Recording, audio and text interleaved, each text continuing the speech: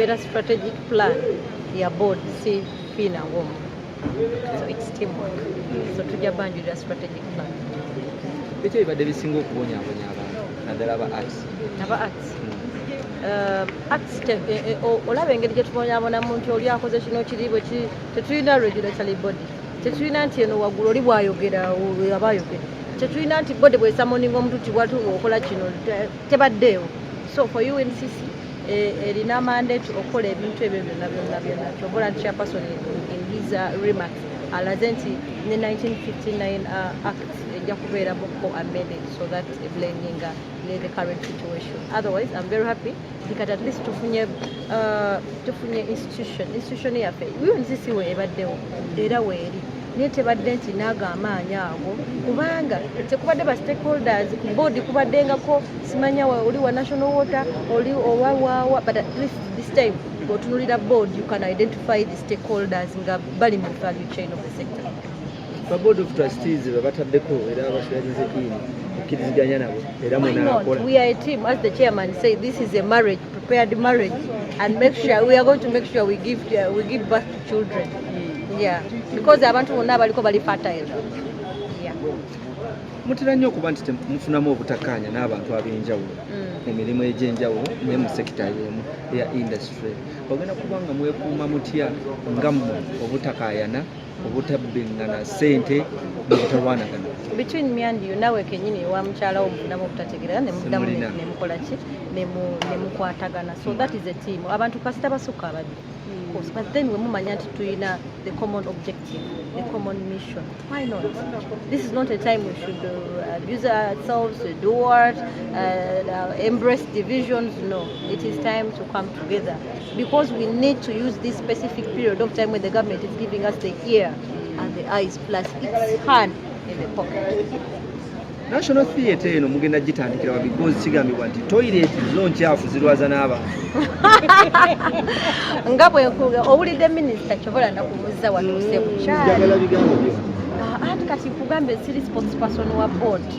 Tunaaba tugenda kuba tulayinga strategy plan. Tujja bayita for a press conference so that you can make a follow up. Tugenda kuba era tulina strategies zaffe kino but first the appearance. The atmosphere, it has to change. Nga we baleeta Galubindi. Yes, sir. Owulira otya okuba nti second in command Muwuma afunye ebitiibwa? Mwenna batuna bakitegeera Madam Phinah Mugerwa Masanyalazi is the current, she's just sworn in alayidde leero okuba nti is it the vice chairperson owa UNCC? UNCC a board etutwala ffenna nga cultural sector.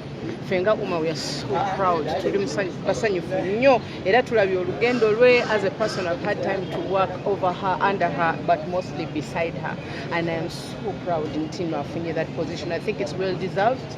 Ate ne mu industry basanyufu nti tulabe faces tegeera, you know. Last year and the other years nga bagamba nti omuntu yali mu nsonga za art nenga tomulaba nko yayimba wa tumanyi waawa. Then now we have people that tumanyi tulabako nti Madam Phinah Mugerwa, Twina, Bebe Cool, Bujingo Hannington, Lillian Mbabazi, kwegamba. It's all people that we understand.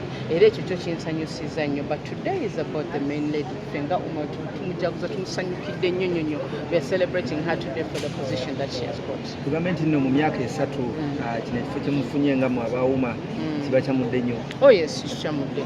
Kubanga emirundi mingi twali tulaba nga aba UNCC tebatutegeera. Nga buli we tugendayo ng'ola nti tuga situation nga si we didn't feel welcome. Tebatumanyi naffe tukola ki tetubamanyi. Naye kati tulinayo omuntu waffe badde industry agitegeera agirimu akyayimba. You know, so we feel like right now the doors and windows and ventilators are open. Kwa tulina abantu abatumanyi. Gwenga ku president ogenda muyamba otya okuba nti alwaninga position ye gyafunye kubanga kigambibwa nti alabika alina abalabe bangi. Nze sirina buzibu at all. I'm going to make sure that siri mu kkubo lye.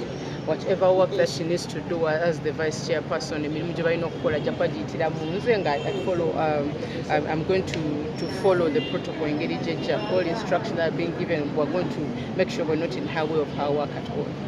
mulabika nga abakwatagana ennyo naye ekigambibwa nti ssente gavumenti zeyawadde abayimbi zabayise mu ngalo ate nga mwe abakulembeze ensonga eno mugyogerako tetubimanyi manyeko tetubimanyi tubiwulira nga mwe mubiwulira tetubiwulira but we have official communication channels and none of the channels has confirmed this money so tetusobola kwogera mu kamera mbu kino kyetumanyi no until we get an official communication we don't know anything about the money that people are talking about tetuzimanyi Phinah kyekyali kibatuteggula binagwayo mukwano gwange byali bingi ebya industry byali bingi so that will be next time. Sindi omukulu Kenzo atuddeyo n'agamba nti abayise mwegatte ensonga eno mugirowoozaako ki ekirungi oli ne vice wo. Yes, we've always advocated for unity. Fenga always try to gamba abayimbi tukole ki twegatte era we're in for kwegatta at any point. Sometimes when otambulira mwenna nti muvudde mu nnyumba y'emu, sometimes you can meet from different houses and still ne mutambulira wamu. So as we are open kukolagana ne gundi ne not just federation but industry yonna sector yonna nga bwe we want to work together. Nekyo ekibalemeseza okuba nti mwegatta ate nga mulina common goal. Yes, tukyatesa because we're moving together nga mwenna muli b'amaanyi mulina otuteesa nti anayimirano entesaganya gye tulimu kati tetwagala okuba nti twegase naye ate tewali ategeera maanyi ga munani ani alina okwogera ddi ani alina okukola atya. Those are the only things which we're discussing ne federation but ekyokwegatta tetulina kigaana.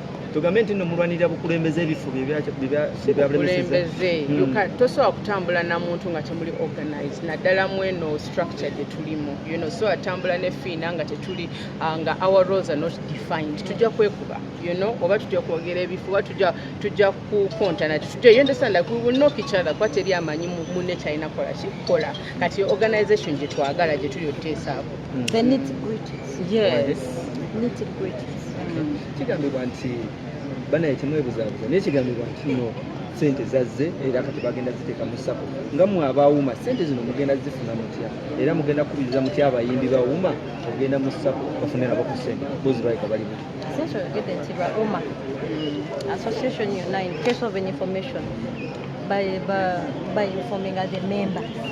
So our members just waiting for the update and esente tesobola kujja mu industry kumanya ekyamanya ekyo kisoboka era bwe ziba nga zizze tugenda kulinda official communication to there is money for the music industry ezavuma ziri bwe ziti babalyako ssente mulinda busimu muli mu lugambo nze sina kyemmanyi kuba tulina abayimbi be tuli okwogerako bonna bagagga si nti Kenzo leero alina kyeyeyongeddeko kyendabyeko nti obaguze yandesita kyesa ogamba kati afunye ssente zimenya amateeka no Kenzo is a rich man enkyasobola okwegulira emmotoka oba ayagala tekitegeeza nti gavumenti yekoze eki yetadde ssente mu ssako so nze nga nze sinafuna any communication eraga nti no they have gotten money for the industry no.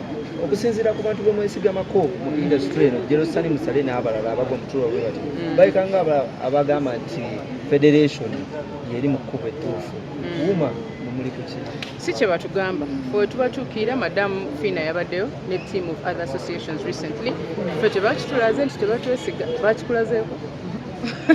But all in all, just what you need to know is we are behind the closed doors. Tujja kuba twabulira. Tuli okay. muli bulungi There is no problem with our communication, nothing wrong with the structures. We're working very well. nga muli bagumu Jangu mbalage nti wamba pa. Okimanyi. naye We're standing firm. wafuna mundu We're mmenye standing firm. you're standing firm. Yes, we are. Yes, we're standing firm. And not tetuli standing firm against people. No, we're standing firm for the industry. We're willing to work with whoever, truly open, but these things are all formal. Very formal. When there's any formal communication, we're open. Yanzize. Kale, namwe.